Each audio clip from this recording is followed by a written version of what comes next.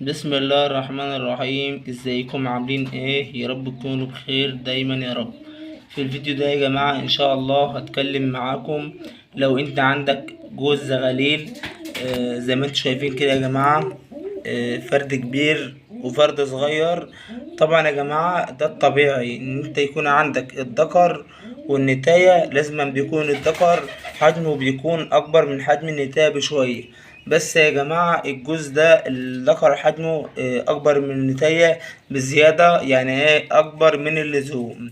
فطبعا يا جماعة النتاية ديت لو سبتها على كده كمان مثلا أسبوع أو سبتها مثلا كمان 10 أيام بالحالة ديت، فطبعا ممكن تموت مني.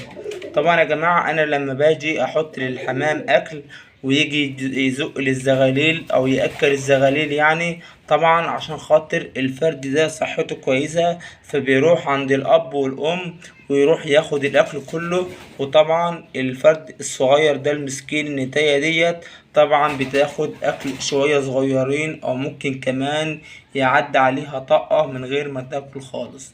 فبالتالي انا الحمد لله لحقتها يعني في الوقت المناسب. كنت رايح اطمن عليهم فلقيت المنظر ده كده. فلازم أنا يا جماعة قلت اما اعمل معاكم فيديو واعرفكم ازاي لما تشوف المنظر ده ازاي تتفاداه وازاي لما تلاقي المنظر ده تلاقي بعدها بفترة ازاي تتفاداه وتخلي ان شاء الله النتاية ديت بعد اسبوع او بعد 10 ايام تكون ان شاء الله بقت قد الفرد ده، بقت قد الذكر. مش هتبقى قده بالظبط بس هتبقى ايه محصلاه يعني. هيبقوا الاتنين يعني ايه قريبين من بعض، مش هيبقى الفرد ده زيادة عن الفرد زيادة عن النتاية ديت ايه بكتير كده. هو الحل يا جماعة ان انت ساعة ما تيجي تحط للأكل للأهالي، طبعا اكيد مليون في المية بيروحوا ايه يزقوا للزغاليل او يزغطوا الزغاليل. فطبعا انا دلوقتي هعمل ايه؟ هشيل يا جماعة هشيل الفرد الكبير ده واخلي ايه النتاية بس الصغيرة بس هي اللي هنا، بحيث لما الاهالي ياكلوا ويروحوا ياكلوا الزغاليل طبعا مش هيلاقوا الفرد الكبير، هيلاقوا الفرد ديت بس، هيلاقوا النتاية ديت بس. فطبعا هي اللي هتاخد الاكل كله.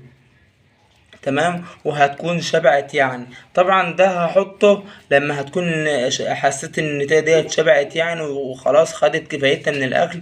طبعا هحط ده. فطبعا النتاية لما هتروح ترقد عليهم ده طبعا هيبقى لسه جعان، هيروح عند بقها ويقعد ينقر في بقها، فطبعا هتنزل تاكل تاني وتأكله. فطبعا كده في الحالة ديت هيكونوا هما الاتنين كلوا. طبعا يا جماعة الجوز ده يا جماعة خليط. أبوه وأمه خليط، أب شقلباز وانتاية كريزلي. أو ده كروات يا جماعة اللي هو النحال دوت. ده الأب يا جماعة اهوت، ده الأب الشقلباز ودي النتاية يا جماعة يات الكريزلي أهي. ده جوز يا جماعة، دول عيالهم بس. اولادهم طلعوا يعني ايه شبه الشكلباز بالظبط او طلعوا شكلباز شبه ابوهم. فانا دلوقتي هعمل ايه يا جماعة؟ انا دلوقتي هشيل الذكر وهخلي النتاية بس. هاخد الذكر كده احطه في جنب وهخلي النتاية بس لوحدها انا اهوت. وطبعا هحطها في المكان بتاعها اللي هما طالعين فيه اللي هو هنا. حطيت الدكر طبعا في مكان بعيد شوية اهوت كده يا جماعة. الحمام مستنيني كله اهوت عشان خاطر طبعا اول ما احط الاكل هنا طبعا الحمام كله هياكل. طبعا يا جماعة ناقصين حمامتين. طبعا الحمامتين اللي هما ناقصين واحدة مطلعة زغلول والتانية كراكندي. طبعا تحتها لسه بيضة، لسه بيضة البطين، والبيضة التانية لسه بيضاها أول امبارح. زي ما حضراتكم هتشوفهم أول ما هحط الأكل الحمام هيروح ياكله على طول اهوت يا جماعة. طبعا يا جماعة الدكر الشقلباز الأصفر ده اللي هو بقصة ده يا جماعة ده الوحيد اللي في العش عندي ملهوش نتاية. انا طبعا كان عندي ذكرين، الذكر اللي هو اللي قلت لكم من شويه ده اللي هو معاه النتاية الكيس اللي فيها بعض دوت يا جماعه.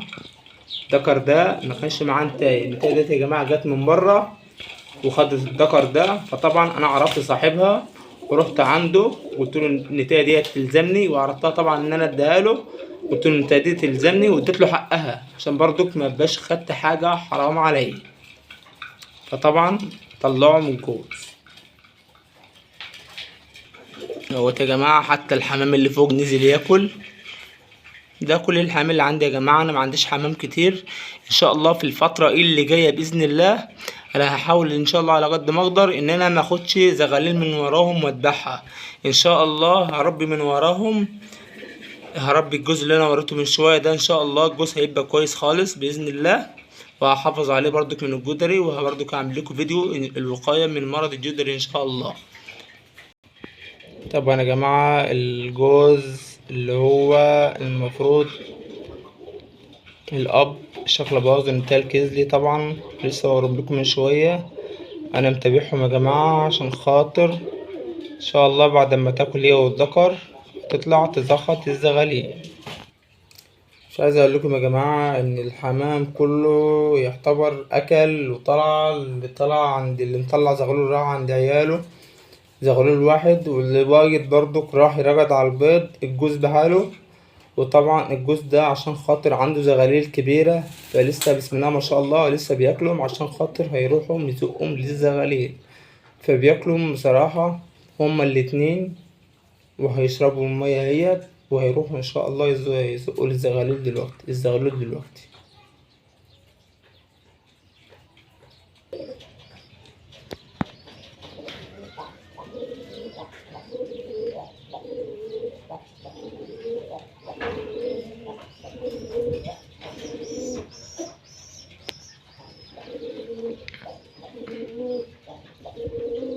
طبعا يا جماعة الذكر طلع فوق اهوت وبيزغط الفرد.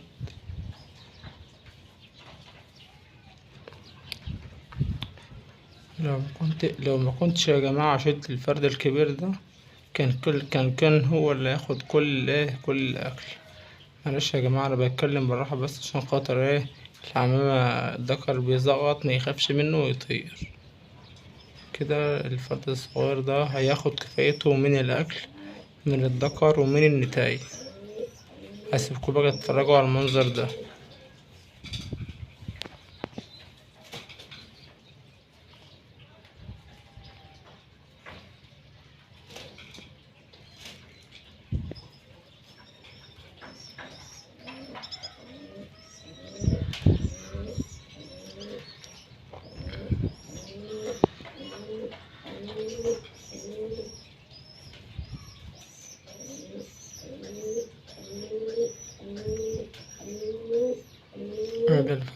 ده الفرد الصغير يا جماعة والفرد الكبير.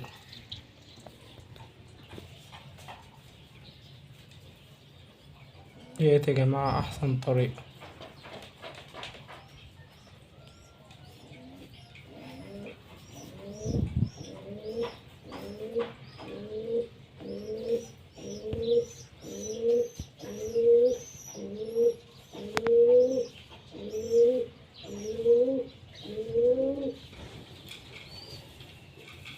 شوفوا الجمال يا جماعة، الذكر عايز يخصب النتاية والنتاية بتاكل، مش عارف بقى هي تاوده ولا ايه،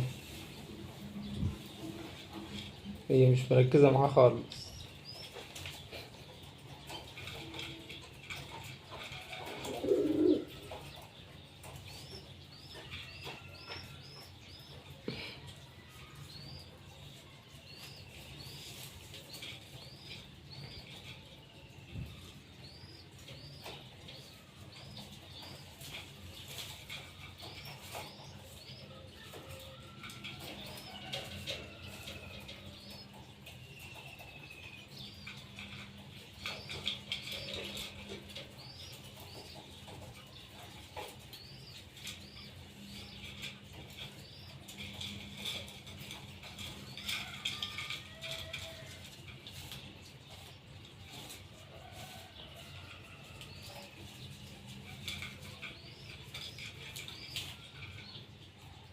هو انت بعد ده كله وبعد ما تطلع لك من الاكل عشان خاطر تكسر تروح تاكل انت؟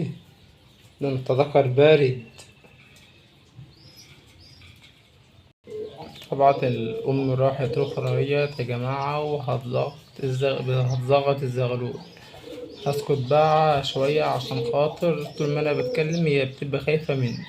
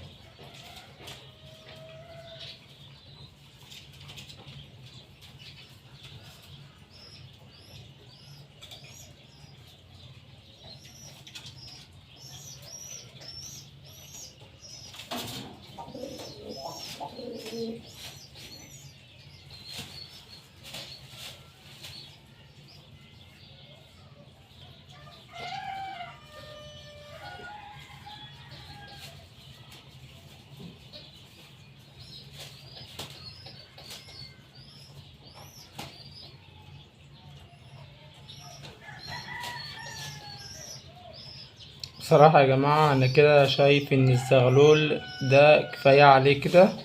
تمام، وهودي بقى الزغلول التاني معاه عشان خاطر برضك يعني ايه، هو خلاص يعني تلاقيه برضك جعان وعايز ياكل.